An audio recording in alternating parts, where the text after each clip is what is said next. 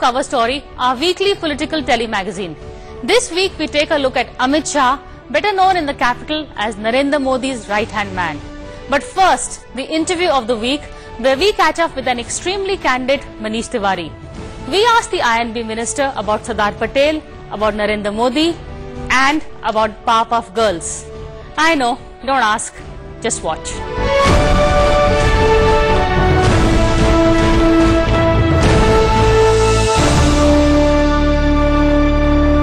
Hello and welcome to NewsX, Manish. First of all, to begin with, I'm really perplexed about the Congress strategy on Narendra Modi. Because a few months ago, some of your leaders said that he's not, they were kind of ignoring him. Ignoring was the best strategy.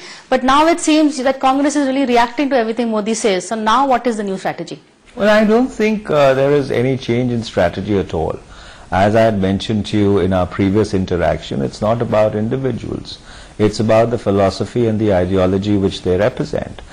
So therefore, if there's anybody who front ends that ideology or philosophy, and if he puts out stuff in the public space which is, for the lack of a better word, absolutely obtuse, then obviously the record has to be corrected. And that's precisely what happened in the case of Sardar Vallabhbhai Patel and the whole legacy which the BJP for the last 2 decades has been trying to usurp.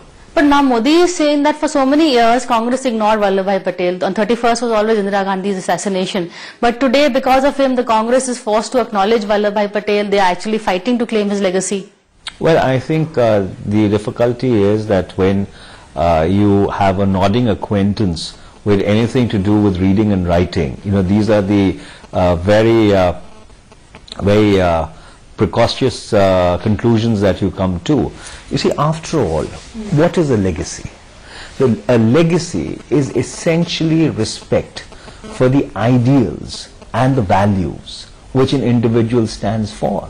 And how do we convey ideals and values to the next generation? And you do it by building it into the academic curricula. And Sardar Patel, if you would notice, has found a preeminent place in the academic curricula going back 64 years. So therefore, for anybody to make these very superfluous arguments that somebody's legacy has been ignored at the cost of somebody else, I think he fundamentally does not understand the meaning of the word legacy. But isn't it a fact that until now Congress was not making much about Sardar Patel, but now because Modi has brought him into the open and the BJP is trying to claim him, as I said earlier, the Congress is also jumping onto the bandwagon? Well, I think that's a completely and absolutely erroneous read of the situation, for the simple reason that we have always accorded equal respect to each and every person who was in the pantheon of leadership which led the Indian national movement.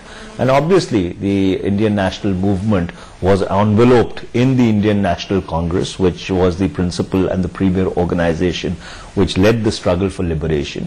But hypothetically assuming that the BJP believes that it has a claim on Sardar Patel, then I would like to suggest to them that on 9/11/1948, different kind of a 9/11, Sardar Patel wrote to Mr. Golwalkar, who was then the Sarsang Chalak of the RSS, where he clearly said that suggest to them that on 9/11/1948, different kind of a 9/11, Sardar Patel wrote to Mr. Golwalkar, who was then the Sarsang Chalak of the RSS, where he clearly said that because of the communal poison which was perpetrated by the RSS, the country had to see the ultimate sacrifice of Mahatma Gandhi. So therefore, would then the RSS and the BJP agree with that view of Sardar Patel? Also not to forget that Sardar Patel was the Home Minister of India who had banned the Rashtriya Swayamsevak Sangh, and it was on the promise that the RSS would remain an apolitical organization that the unbanning took place post the assassination of Mahatma Gandhi. And as the events of the last 6 months have played out, it is very clear that the RSS is anything but apolitical. But what about Modi's comment? Would you like to take that had Sardar Patel been the Prime Minister, we would have had a very different history? Well, had the RSS honored its commitment to Sardar Patel, we would have had a different prime ministerial candidate of the BJP. The fact is that this election, the 2014 election, is not the Congress versus the BJP and the rest of the parties. It is Congress versus the RSS and the rest of the parties, for the simple reason that the BJP has been totally denuded in stature by the Rashtriya Swayamsevak Sangh. So therefore you have this gentleman who tries to clear playing it politically correct today. who tries to create a larger than life image, which is not backed by facts and circumstances at all, and supported by this entire organization called the Rashtriya Swayamsevak Sangh, and the BJP has just been completely swept aside.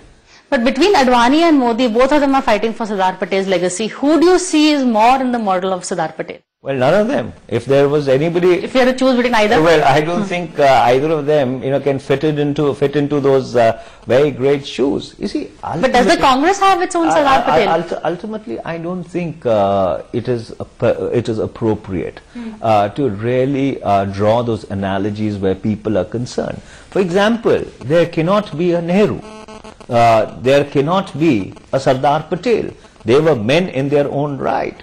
And there cannot be an Indira Gandhi, because she was a leader in her own right. So therefore, to say as to whether you have an equivalent or somebody has an equivalent, I think is an erroneous comparison.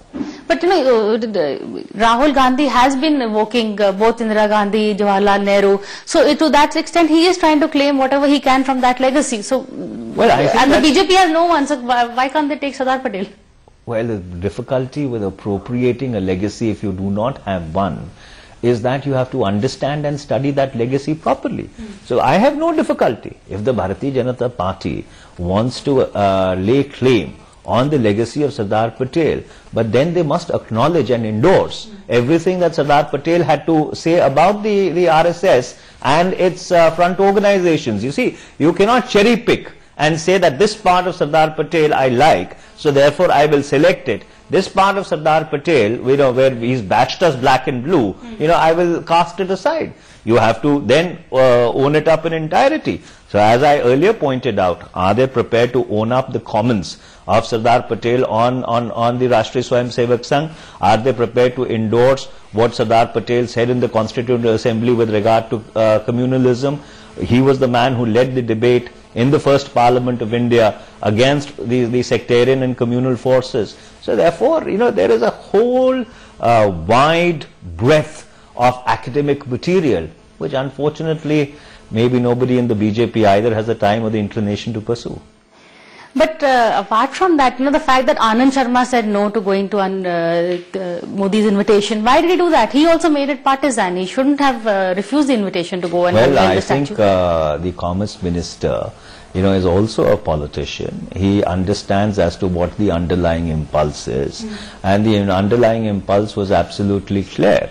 It was to try and politicize and appropriate where an appropriation is neither possible and nor is it nor can it be done, because after all Sardar Patel was a congressman. Right. And if somebody tries to then run with the hare, hunt with the hound, be completely fundamentalist and obscurantist in your thinking, but yet try and appropriate a secular legacy, I'm sorry, it doesn't work.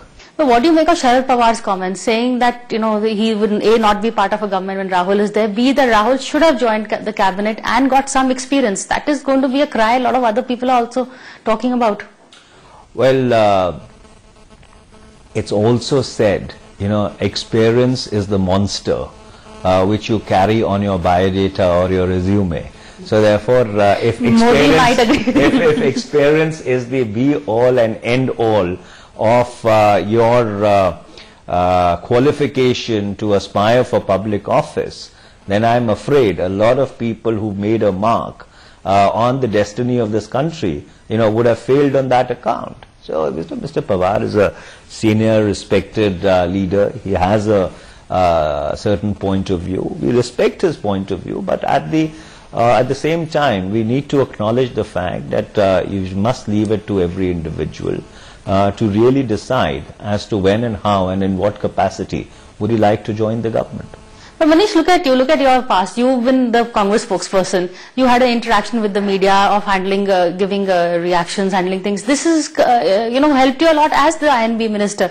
You're a more successful INB minister than others who don't have that interaction and the camaraderie that you have. So won't that help, Rahul? Experience does help, in his field of choice. I think what really helps, if at all you're talking about the Prime Ministership of India, is an innate understanding of India per se. And therefore, if you would look at Mr. Rahul Gandhi's itinerary and plot it and track it, he's been making a very concerted attempt, a very conscious attempt to understand what India is. You see, people may try and dismiss it as tokenism. People may try and say that it is grandstanding. But to travel in a second-class compartment from Gorakhpur to Mumbai, essentially to map the migration patterns, to understand, what goes on in the mind of a migrant when he leaves India's most populous state to go to India's most prosperous city, I think is possibly an attempt to understand India, which unfortunately our friends in the media have decided not to appreciate. But, this traveling in a second-class compartment is something that most of us have done anyway. We don't have to take a special journey to do it. For Rahul's case is different. So he needs to walk that extra mile. That is exactly what he has been doing, because after all, your circumstances and my circumstances are not his circumstances. Unfortunately, whether we like it or not, he grew up in a very tragic environment, and God forbid that someone has to go through that experience. But is he now playing on the sympathy by evoking the martyrdom? Is it, is he speaking from the heart? Why is he suddenly, coming up with all the stories of... Well, the martyrdom is a reality. The martyrdom of Indira Gandhi or the martyrdom of Rajiv Gandhi is a reality and an indelible part of the history of this country.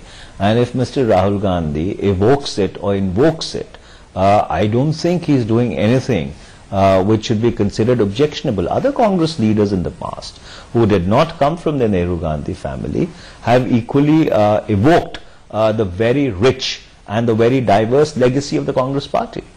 So why not Rahul Gandhi? Precisely. But how will it impact the assembly elections? The common man really wants to know the price of onions more than, a history lesson. And however, it's tragic it is, but they're living in the present now, aren't they? Well, I completely take your point with regard to onion prices. The fact is that there's been a distortion in the market because of circumstances which are not really in the control of the government. You've had unseasonal rain, you've had a crop shortfall, and obviously therefore the demand-supply situation gets skewed and you see a spike in prices. But be that as it may, if you take a larger picture, in the past 9 years, the UPA government has actually put money in the hands of the disempowered, of the marginalized, of people who have been on the fringes of society. And there has been a huge and a very silent revolution which has swept the countryside. And one of the collaterals of that silent revolution is that when people have money in their hands, obviously the first thing they do is start spending upon their nutrition. And if unfortunately demand or production is not able to keep pace, we do see that skew taking place with regard to prices, and that's a reality, which is unpalatable when it is, or it is politically incorrect when it is articulated, but it's an economic reality which we cannot or should not escape from. Okay, I'm going to take you from economic to political reality. Back to what Pawar said about Rahul. We've been saying that Modi is an untouchable, he will not get allies. Is now Rahul facing the same credibility problem? Because, I know Mamta and Lalu are unhappy with him. A lot of people feel that unlike Sonia Gandhi, he's not made a direct connect with the allies. He doesn't bother to interact much with them. So will you have a problem getting allies if you portray Rahul as the Prime Minister? Well, I think when you ask that question, implicit in that is the assumption that the results of 2014 will turn out in a particular manner. But be that you to pick on that part of the question. But be that as it may, it's a fair point. After all, we've been living in a coalition era for the last 23 years, and there is expectation or anticipation or projection, because that is the way things are going to be. I don't think there is going to be any difficulty at all, Priya. And the reason I say that is, you see, the fundamental fight in this country has now shifted from secular qua communal to pluralistic qua fascist. If you would have seen, even the so-called anti-communal convention, which the left had organized yesterday, one thing which came out repeatedly, which was underlined and underscored, is that no longer is it a battle against communalism alone. This is a battle for the soul of India. It's a battle to protect India from the vestiges of fascism, which unfortunately are completely absorbed and enshrined in the total philosophy and the approach of the latest pretender of the Bharatiya Janata Party. So once that becomes the reference point of politics, I don't think Congress, as the largest pluralistic force which believes in a liberal ideology, would have a difficulty, if required, in finding allies. But now this third front has come up with a lot of prime ministerial hopefuls. Won't they rather have your support for their ambitions rather than come and support you? Well, the third front has been one of the enduring mirages of Indian politics. It's raised his head again. So therefore, this mirage will continue to be a part of the landscape, dancing somewhere just along the horizon. But the reality is that if there is any liberal, pluralistic force in this country, it is the Indian National Congress. Okay, I know last time we met, I asked you why do you use such long, difficult words, and you told me it's because you studied for your GRE. But I'm not the only one. Now I'm noticing on Twitter, people are saying that today Manish didn't use pluralistic, or he didn't use some other big word. So, is this part of the Manish Tiwari No, I don't think. See, my use of vocabulary, Priya, has nothing to do with how I consciously pick or not pick a particular word. So therefore, the way I think, I write. So, if let's suppose in that thinking paradigm, the expressions are simpler, they get reflected in my public communication.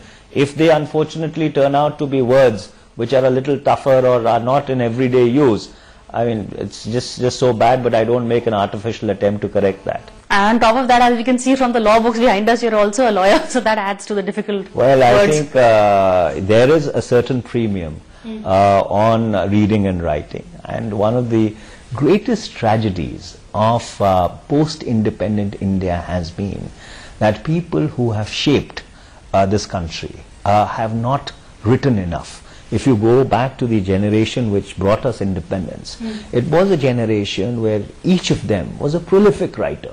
So they left a very rich current account of what happened during those tumultuous years. What is really missing, or the missing piece in our entire academic pantheon, is that people who've shaped India in the last 64 years have not written enough. Okay, going back to your politics, which is Ludhiana, I'm told that the Akalis are looking for someone to take you on, and they may ask Sunny Deol. Is that correct?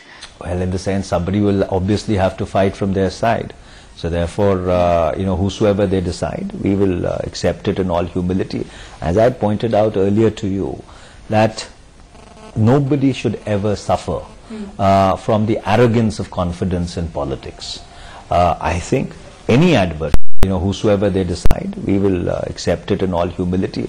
As I pointed out earlier to you, that nobody should ever suffer from the arrogance of confidence in politics. I think any adversary, whosoever he may be, is a very honorable adversary, and we will go to the people, based upon the strength of our track record. So is it going to be brain versus brawn in Ludhiana? Well, in the sense in Punjab, it is always a version of brawn versus brawn. So therefore, what you see in Delhi in terms of the persona of some of us is not the persona which we obviously have to use in the field. I also see a picture of you with Jackie Chang over here. When did you meet him? And well, the Chinese information minister was here to launch the Chinese Film Festival. Mr. Jackie Chan was here, but and I must say that he's an extremely flexible and an extremely agile and adept person. Not very old, but you know, it's always a pleasure to meet somebody who's really so good. What was the conversation like? Well, the conversation was that Sino-Indian relations, especially the soft power component of it. Manish, you're the INB minister now. That's also brought you a lot with Bollywood and other parts. Are you an avid film watcher? Well, the last time when I was confronted with a question which pertained to something which a very, very eminent actress of our times had said, my response unfortunately was, well, who's she, and which was misunderstood as arrogance. But the fact is that I am not really, or I'm rather fairly mentally challenged when it comes to the arts and the cinema. But you like cartoon, you like caricatures. You were a good sport, you put up some caricatures of yourself also. Well, I think, you know, the one good thing that one must do is try and keep in touch with your childhood, you know, try and keep rediscovering, if you can, you know, the little innocence which is there amongst all of us. So therefore, one thing which I continuously do is to read comics. If you would see it on my Lok Sabha profile, it's mentioned among the various interests is comics. So therefore, the Archies, the Asterix, Obelix, the Tintins, the Commandos, you know, and you know, some of the new ones which have come out, I see them all. I mean, I'm a very, very avid watcher of the cartoon channels. So the Powerpuff Girls and the rest of them, you know, and honestly, at times when you go back home in the evening, you know, it is far more interesting than what is usually running on contemporary channels at that point in time. I think, Manish, you opened your TRPs to a whole new age group now. We're going to have people from 10 to 14 watching you also. But I would like to recommend it to you. You know, it is something which is extremely absorbing, and it is very de-stressing. So therefore, at the end of a hard working day, and I know you journalists work extremely hard, you know, rather than going and see that same blood sport which passes off as prime time on television, if you actually see cartoons, you know, you'll de-stress yourself. So after Modi, you turn to Tintin. Well, in the sense, I would not say that there is not much of a difference between the two. Well, wish you a very happy Diwali. Same to you, Priya, and to your channel and to all your viewers. Thank you, and thank you for talking to us. Well, only Manish Tiwari will meet Jackie Chan and talk to him about Indo-Sino relations and not about the Karate Kid. Well, moving on from Modi's most fervent critic, we now take a look at Amit Shah, Modi's most ardent defender.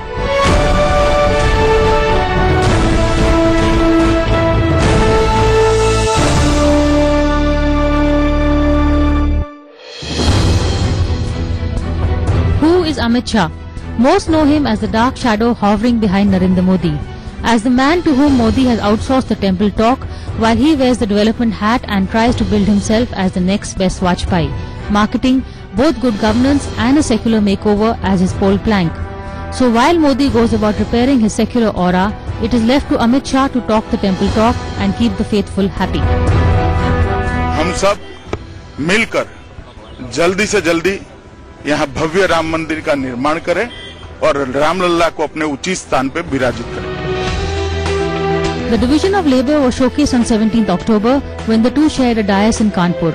While Amit Shah played the Hindutva card, Modi tried to sell himself as the secular messiah.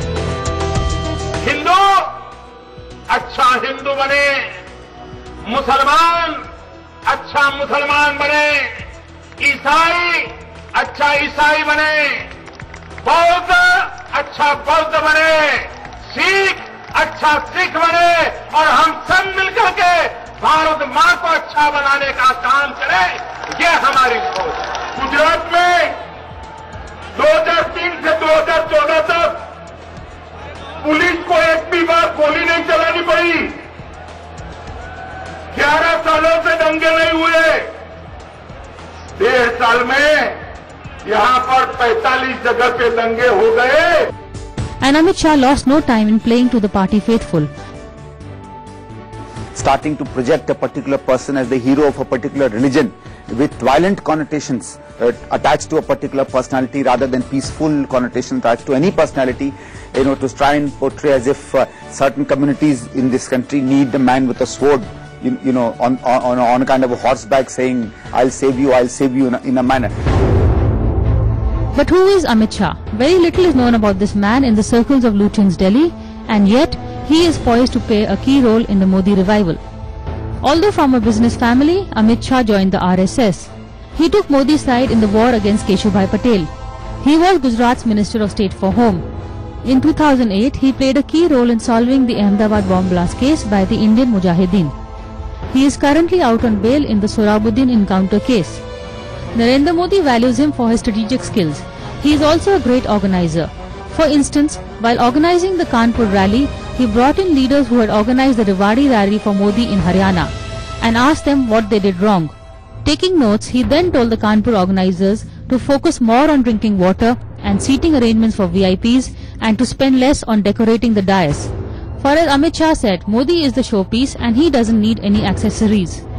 But of late, the Hindutva strongman has realized he needs to change his image in the public. With media articles repeatedly referring to Shah as Modi's henchman and hatchet man, he has realized it's not just Modi who needs a makeover, but even himself. Which is why expect to see a lot more of a smiling and reasonable Amit Shah in the near future. Well, we're going to keep tracking this new version of the caring, sharing Shah. But now, let's take a look at all the political buzz of the week. Will Jairam Ramesh soon be resigning from the Council of Ministers? It seems that Ramesh, who was recently appointed as convener of a special group to coordinate strategy for the coming polls, is contemplating resigning as Union Minister. He is certainly taking his new job seriously and has begun visiting media houses for informal interactions. According to sources, Ramesh felt left out when two of his ministerial colleagues, Ajay Makhan and C.P. Joshi, were asked to resign for party work. The politically astute Ramesh is quick to gauge that in the current political scenario, the party headed by Rahul Gandhi is more powerful than a government headed by Manmohan Singh. But at that time, he was asked to wait till the land bill was passed. Now that has been done and Ramesh has been given a plum portfolio, will he be heading to RCR with resignation in hand anytime soon? Jaswant Singh is not a happy man these days. He's been told that in order to get publicity for his new book called India at Risk, he needs to talk to the media. Normally uncommunicative, Jaswant Singh complied, but there were rules of engagement, as the media soon found out. When a journalist arrived 5 minutes late for an interview, he was told that not only had his interview been cancelled, but also so had all the rest of the interviews for the day. Clearly, the former defence minister is not going to compromise on discipline just for the sake of publicity. Manish Tiwari is fast emerging as the Congress party's chief firefighter to take on Narendra Modi, but now it seems that Tiwari may have a contender of his own. According to sources, the Akali Dal is planning to unleash Sunny Deol from Ludhiana to take on Tiwari in the next Lok Sabha polls. Well, with Deol's dialogue and Tiwari's wordplay, this is going to be one contest that's going to be a blockbuster at the hustings for sure.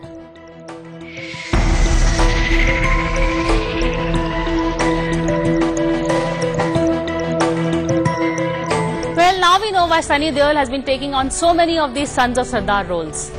Well, that's all from us this week. We all wish you a very happy Diwali and thank you for watching Cover Story. See you again, same time next week.